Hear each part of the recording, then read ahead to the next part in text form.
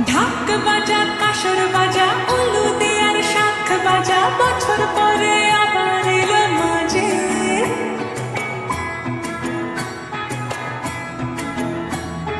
পুজো পুজো